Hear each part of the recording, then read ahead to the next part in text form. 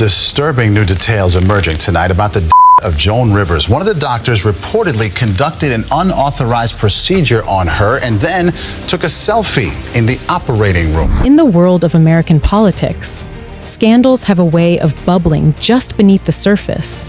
Rumors, whispers, and questions that refuse to go away. But every once in a while, a story emerges that feels different, darker, and far more dangerous.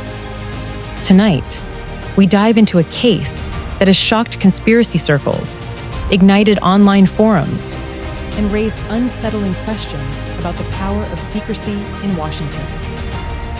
How do you feel about Michelle Obama's hair? I think she looks great. You like the bangs? I like the bangs, and it's going to save a fortune on Botox. He shows them to the forehead now, just around. The FBI just confirmed what conspiracy theorists have been screaming for years. Joan Rivers. Michelle Obama, the former First Lady of the United States, and Joan Rivers, the legendary comedian who never feared speaking her mind. Their worlds could not have been more different. Michelle, polished and admired on the global stage. Joan, sharp-tongued and fearless, delivering cutting humor that spared no one. But in the summer of 2000... Crazy after all. Michelle Obama is a man. His words, quote, tranny. And he killed Joan Rivers because Joan Rivers exposed 14. Their names collided in a way that some believe would have devastating consequences. On a hot July afternoon, Joan Rivers was stopped by a paparazzo on the streets of New York. Cameras flashed, microphones shoved forward, and a simple question was asked.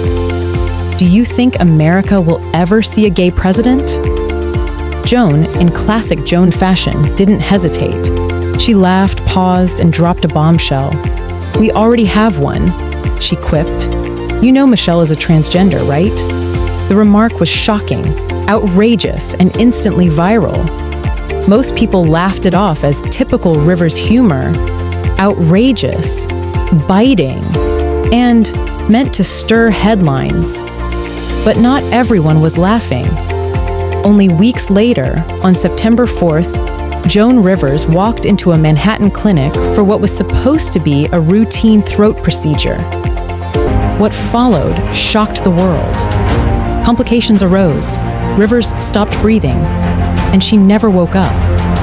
Official reports listed her cause of death as anoxic encephalopathy due to hypoxic arrest. But in the eyes of many, this was far too convenient. A woman who had just publicly Okay, let's take Barack, for example. You still take my breath away. How? Right. With your anger? With your complete inability to just get with the program and show up? At the inauguration, so I have to walk in like a lonely soul. humiliated the Obamas was suddenly gone, and the timing was impossible to ignore.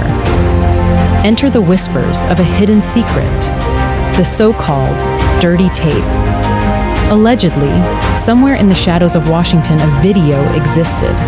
Something explosive enough to destroy reputations and shake the foundation of American politics.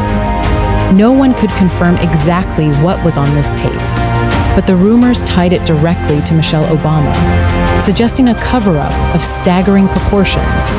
And suddenly, Joan Rivers' joke didn't seem like a joke at all. It seemed like a clue. By late 2014, conspiracy theorists began stitching the narrative together. Joan Rivers mocked Michelle Obama. Rumors of a hidden tape gained traction.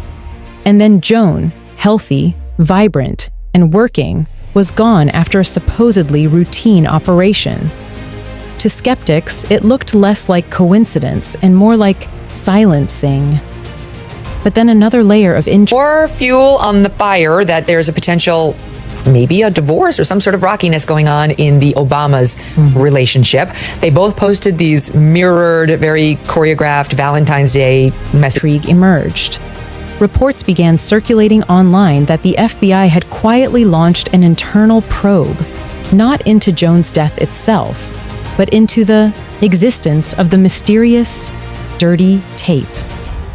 The Bureau, of course, has never publicly acknowledged such an investigation. But leaks, small, carefully dropped breadcrumbs suggested that agents were aware of the allegations, and at least one confidential informant had claimed the tape was real. If that's true, then the question becomes, what was on the tape, and why was it dangerous enough to warrant federal interest? Some say it contained compromising footage that could redefine Michelle Obama's carefully crafted public image.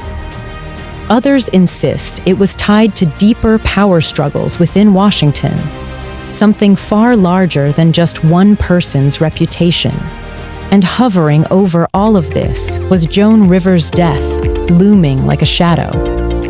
Had she stumbled too close to the truth? Was her casual remark more than a joke?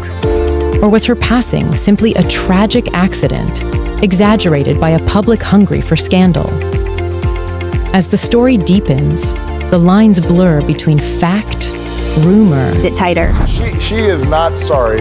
They are looking forward. All the women in your life. All the women in my life are looking forward to being able to, live a more normal life. Yeah, but still not entirely normal. Obviously, everybody's under the microscope at all. A little bit more. And you're staying in Washington, D.C., which is unusual for an exiting. And something darker, something that suggests powerful forces will go to unimaginable lengths to protect their secrets. And as we peel back the layers, the chilling possibility emerges. Maybe Joan Rivers wasn't silenced by coincidence. Maybe she was silenced by design. If you follow the trail of breadcrumbs left behind in the aftermath of Joan Rivers' death, the puzzle becomes even stranger. The official medical reports painted a clean picture. Complications during a routine endoscopy, a lapse in oxygen supply, and a tragic. Not to add insult to injury, but there's a Daily Mail report out today saying Kamala Harris's marriage may be on the rocks. Like everybody's on the rocks. Again, I will say I love the Daily Mail, but the sourcing appeared weak. It was like people who know the couple, but I don't know if it's any better than that. But they're saying she's blaming him in part for her loss because he turned out to be such a hot mess liability. You buy it? But buried in those reports were inconsistencies that only fueled suspicion. Eyewitness accounts claimed procedures were carried out that had never been authorized. Anonymous staff suggested lapses in emergency protocols. And most chilling of all, the timeline didn't seem to add up. To those watching closely, this wasn't just malpractice. It felt orchestrated. Around the same time, strange online movements began to surface. Forums that had started discussing Joan's final comments and the possibility of a hidden tape were suddenly shut down. Threads disappeared overnight. Video uploads were removed without explanation. And the phrase, dirty tape, itself seemed to trip invisible alarms across social platforms. It was as if someone, somewhere, didn't want this story gaining traction.